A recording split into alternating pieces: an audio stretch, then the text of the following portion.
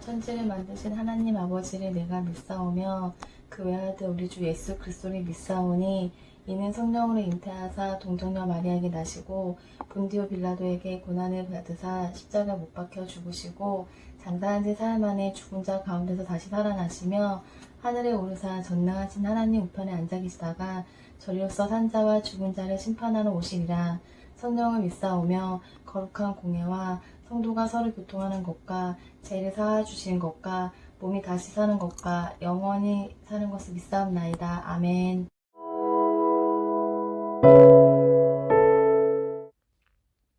제1은 너는 나 외에는 다른 신들을 내게 두지 말라.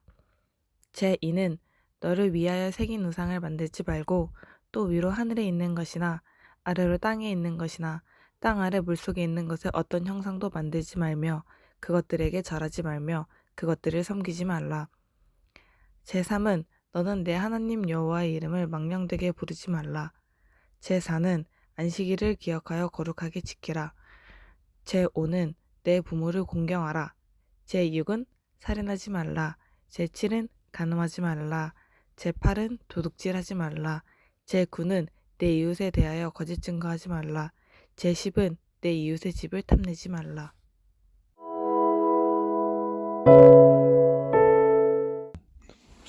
1.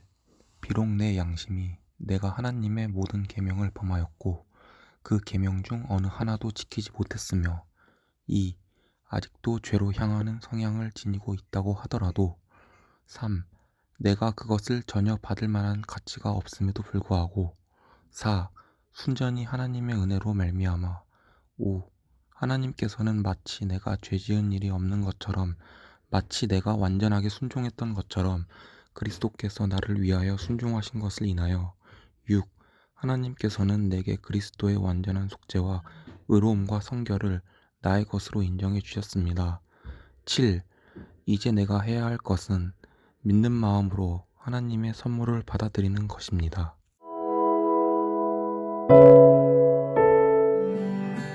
예수께로 가면 나는 기뻐요. 걱정 없이 걷고 정말 즐거워. 예수께로 가면 나는 기뻐요. 나와 같은 아이 부르셨어요. 예수께로 가면 맞아주시고 나를 사랑하사 용서하셔요. 예수께로 가면 나는 기뻐요. 나와 같은 아이 부르셨어요. 예수께로 가면 손을 붙잡고 어디서나 나를 인도하셔요. 예수께로 가면 나는 기뻐요. 나와 같은 아이 부르셨어요.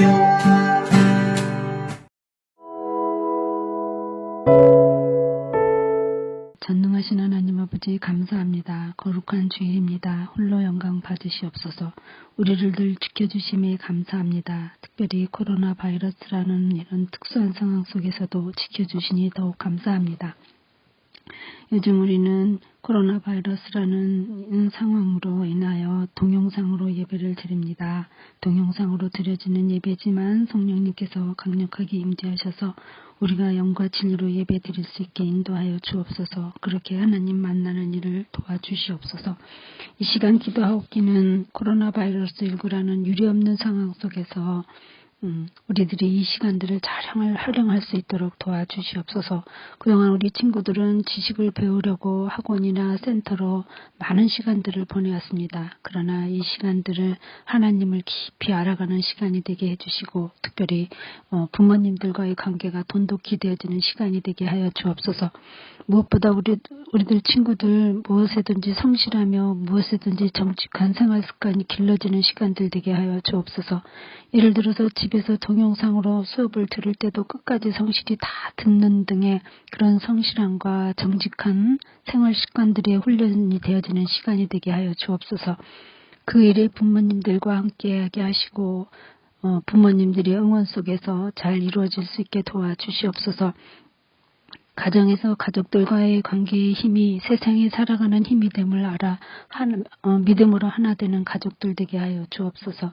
이 시간 말씀을 전하신 우리 하영태 목사님에게 성령의 능력과 지혜를 주셔서 소년부 잘 이끌어가게 하시옵고 부흥케 하여 주옵소서.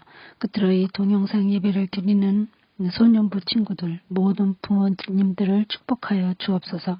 세상의 성공보다는 말씀으로 승리하는 우리 소년부 친구들 부모님들 되기를 축복하여 주옵소서. 감사를 드리며 우리를 구원하시고 주 되신 예수님의 이름으로 기도합나이다. 아멘.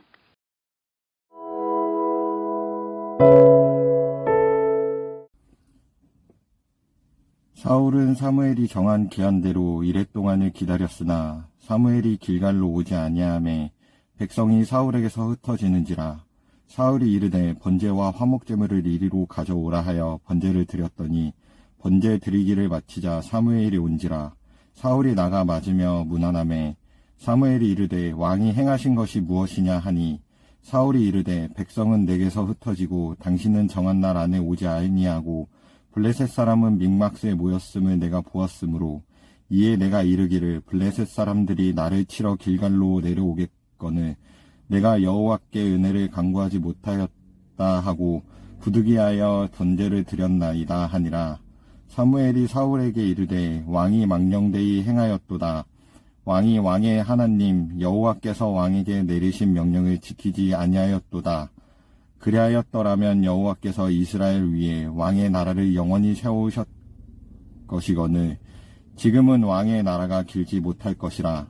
여호와께서 왕에게 명령하신 바를 왕이 지키지 아니하였으므로 여호와께서 그의 마음에 맞는 사람을 구하여 여호와께서 그를 그의 백성의 지도자로 삼으셨느니라 하고.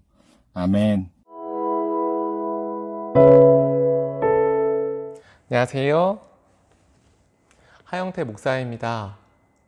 여러분 잘 지냈습니까? 오늘 말씀을 통해서 하나님께서 여러분들에게 하시는 말씀이 무엇인지 잘 깨달아 볼 수 있는 시간 될 수 있기를 주님의 이름으로 축원합니다. 여러분들은 누군가에게 편지를 전해본 적 있으십니까? 편지의 장점 중 하나는 손편지로 편지를 적었을 때 그 편지를 통해서 필체나 문체를 통해서 진심이 전달되어진다고 하는 것에 장점이 있습니다. 만일 하나님께서 사울이라고 하는 인물에게 손편지를 적으신다면 하나님은 사울에게 어떠한 말을 하고 싶으실까요? 오늘 설교 제목은 하나님이 사울에게 라고 하는 제목을 갖고 있습니다. 먼저 사울이라고 하는 사람은 어떤 사람이었을까요? 사울이라는 사람의 왕은 이스라엘 백성들의 초대 왕이었습니다. 바로 첫 번째 왕이 바로 사울이었습니다. 하나님의 마음이 합한 사람이었습니다. 이스라엘 백성들이 왕을 요구할 때 하나님께서 내가 너에게 첫 번째 주는 왕은 바로 사울이야 라고 할 만큼 하나님의 마음이 합한 사람, 하나님이 기뻐하시는 사람이었습니다. 왕이란 자리를 감당할 만큼 하나님의 대리 통치자의 역할을 감당하는 어찌 보면 아담의 지위가 회복되어지는 이 대리 통치자인 왕의 역할을 감당할 수 있을 만큼 하나님께서 기뻐하신 사람이 바로 사울이었습니다. 사울은 미스바에서 왕을 뽑을 때에도 기스의 자손, 이제 사울의 이제 뽑힐 때쯤 되었을 때에 사울은 자신이 부끄러워 진 보따리들 뒤에 숨어 있을 만큼 겸손한 사람이었습니다. 또한 그는 전쟁에 있어서 하나님의 영에 크게 감동되어서 전쟁을 이겼다라고 평가될 만큼 하나님의 영에 민감한 사람이었습니다. 그런 사울이 결과적으로 본다면 그의 생애의 마지막에는 하나님의 응답이 전혀 없어서 무당들에게 가서 하나님의 뜻이 무엇이냐라고 물어볼 만큼 영적으로 무지해지고 영적으로 까막 눈이 될 만큼 사울의 이 마지막 때는 하나님께서 함께하지 않았습니다. 그리고 결국은 전장에서 적군에 의해서 죽게 되어지는 처참한 최후를 맞게 된 사람이 바로 사울입니다. 왜 하나님이 택하신 처음 왕, 아담의 지혜를 회복했던 어찌 보면 하나님께서 굉장히 기뻐하실 만한 그 사울이 어떻게 이러한 최후를 맞게 되었을까요? 그것은 바로 오늘 본문의 사건을 통해서 이렇게 되었습니다. 오늘 본문에 나와 있는 이스라엘과 블레셋과의 전쟁은 이스라엘에게 있어서 매우 중요한 전쟁이었습니다. 사울도 이를 잘 알고 있었습니다. 그리고 고대 근동 풍습에 따라서 신들의 전쟁이라 불리던 그 전쟁이 있기 전에는 하나님께 제사를 드렸습니다. 우리에게 은총을 주시고 우리를 보호하셔서 승리하게 해주세요 라고 하는 제사를 꼭 드렸어야만 했습니다. 여호와 하나님과 다곤이라고 하는 블레셋의 그 신과의 전쟁에 앞서서 하나님께 제사를 드렸던 것이지요. 그리고 이 제사는 반드시 제사장 사무엘이 와서 이 제사를 드렸어야만 했습니다. 그런데 여기서 문제가 하나 생겼습니다. 바로 제사를 드릴 수 있는 제사장 사무엘이 늦게 온 것입니다. 전쟁 바로 전, 어찌 보면 골든타임에 전세를 본인들에게 기울이게 할 수 있을 만한 그런 제사를 딱 드림으로 하나님께서 내가 너에게 승리를 주겠다라고 이렇게 이야기하면 막 기세가 오르겠죠. 와, 우리가 전쟁에서 이길 수 있겠다라고 할 수 있을 만큼 굉장히 중요한 시간대였습니다. 이때에 이 사무엘이 오지 않음으로 인해서 전세는 점점 블레셋으로 기울어지는 그때 사울의 마음이 굉장히 어려워지는 때가 바로 그때였습니다. 더군다나 사울은 하루 이틀 기다린 것이 아니었습니다. 무려 7일 동안이나 사무엘을 기다렸고 이 7일이라고 하는 시간을 기다림으로 이제 이 제사를 드려야 하는 이 결정적인 중요한 때에 사무엘은 오지 않은 그런 어려운 마음을 가지고 있는 때가 바로 이때였습니다. 사울의 마음은 조급했고 사울의 마음은 갈급했고 사울의 마음은 어려웠을 것입니다. 오늘 본문 8절에는 이런 사울의 마음이 고스란히 담겨 있을 만한 상황이 그려지고 있습니다. 8절에 사울은 하나님이 말씀하신 대로 이레 동안을 기다렸으나 사무엘이 길갈로 오지 아니하매 백성이 사울에게서 흩어지는지라. 사울은 사무엘을 7일 동안이나 기다렸습니다. 그런데 사무엘은 오지 않고 설상가상으로 백성들은 이 전쟁은 이제 하나님께서 함께하지 않나 보다 라고 하면서 흩어지고 있는 것입니다. 그러자 본문에서 사울은 바로 자신이 하나님께 제사를 드립니다. 제사장이 아니라 사울이 제사를 드리는 것입니다. 하나님이 말씀하신 법을 사울이 어겼습니다. 이를 계기로 사울은 하나님께 버림을 받게 됩니다. 그렇다면 말입니다. 우리가 오늘 이 본문을 통해서 생각해 보아야 하는 것이 있습니다. 사무엘은 오지 않고 7일 동안이나 기다려서 이제 전쟁을 딱 치러야 하는 그때에 사무엘이 오지 않는데 사울은 하나님께 기쁨이 되기 위해서는 어떠한 일을 하였어야 했을까요? 제사를 그냥 드리는 것이 잘못된 것이라면 사울은 무엇을 했어야 했을까요? 이 문제에 대해 정답이 있습니다. 그것은 바로 이사야서 51장 17절의 말씀. 하나님께서 구하시는 제사는 상한 심령이라. 하나님이여 상하고 통회하는 마음을 주께서 멸시하지 아니하시리이다. 아멘. 사울이 하나님께 드렸어야 하는 제사는 바로 상한 심령의 제사였습니다. 번제가 아니라 자신의 마음의 이 상한 심령을 하나님께 그대로 아뢰는 것입니다. 하나님께 자신의 지금의 마음에 대해서 그대로 이야기하는 것입니다.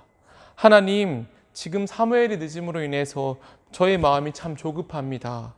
하나님, 나의 이 상한 마음을 받으시고 나의 전쟁을 도와주세요 라고 하는 그 절실한 기도, 그 기도를 사울은 드렸어야 하는 것입니다. 그 순간 번제로 하나님께 나아가는 것이 아니라 자신의 마음 그대로 하나님께 나아가는 것입니다. 그러면 하나님께서 이렇게 말씀하셨겠죠. 나도 너의 마음을 안다. 조금만 기다리면 사무엘이 올 거야. 사무엘이 오면 제사를 드리고 내가 너의 전쟁을 승리로 이끌어 줄게 라고 응답하셨을 것입니다. 그런데 사울은 이렇게 기도하지 않은 것입니다. 여러분, 지금 하나님께서 여러분들에게 바라는 것도 이와 같습니다. 여러분의 마음 그대로 하나님께 기도하고 아뢰는 것입니다. 코로나19로 인해 학교도 가지 못하고 온라인으로 수업을 들어야 하며 보고 싶은 친구들도 보지 못하고 밖에도 잘 못 나가는 지금 여러분들이 느끼는 그 감정들, 그 마음 그대로를 하나님께 아뢰는 것입니다. 두 손을 모으고 눈을 감고 하나님께 여러분들의 그 답답한 마음들을, 갈급한 마음들을 아뢰는 것입니다. 기도라는 것은 이러한 나의 마음을 하나님께 그대로 아뢰는 것을 기도라라고 이야기합니다. 기도는 우리의 상한 심령, 기도는 우리의 갈급한 마음을 하나님께 드림으로 기도가 시작되어집니다. 하나님이 여러분들의 상한 심령의 제사를 절대로 외면하지 않으십니다. 여러분들의 그 상한 마음들을 하나님께 아뢰을 때에 하나님은 반드시 응답하실 것입니다. 만일 사울이 하나님께 번제를 드리지 않고 상한 심령의 제사를 드렸다면 어쩌면 사울은 다윗만큼 위대한 왕으로 남겨졌을지 모릅니다.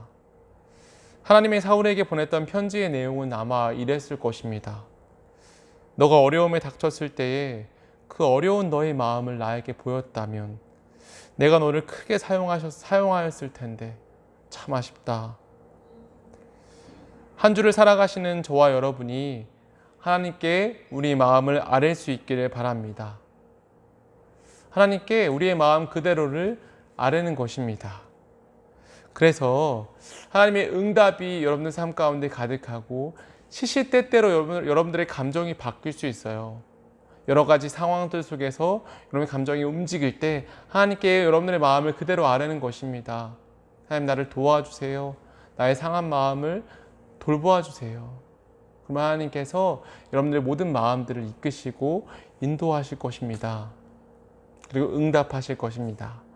이번 한 주에도 하나님께 상한 심령을 드림으로 하나님의 응답이 가득한 그런 한 주 되시기를 거룩하신 주님의 이름으로 축원합니다.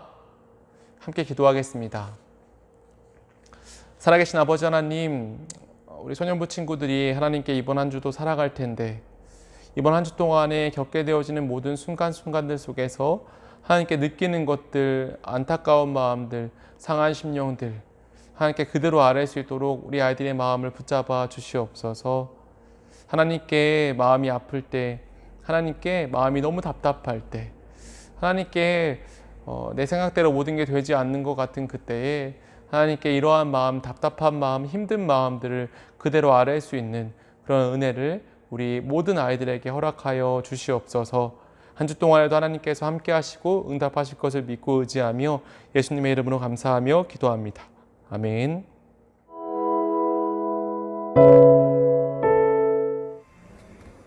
소년부 친구들, 이 시간 헌금 기도 드리겠습니다. 사랑이 많으신 하나님 감사합니다. 하나님, 저희들 오늘 또 한 번의 예배를 드릴 수 있도록 허락해 주셔서 감사합니다. 하나님, 저희들 만나서 예배 드리고 헌금 드리지는 못하지만 마음을 다하여 하나님께 나의 모든 것을 드릴 수 있는 우리 친구들 되게 도와주시옵소서. 우리 다시 만나서 헌금 드리는 그날까지 우리의 모든 것들 주님께 늘 준비되는 마음으로 준비하면서 헌금을 드릴 수 있도록 도와주시옵소서. 귀한 아주 작은 예물이지만 하나님께서 곳곳 필요한 곳에 잘 쓰여질 수 있도록 도와주시옵소서. 하나님께 감사드리옵고 거룩하신 예수님의 이름으로 기도합니다. 아멘.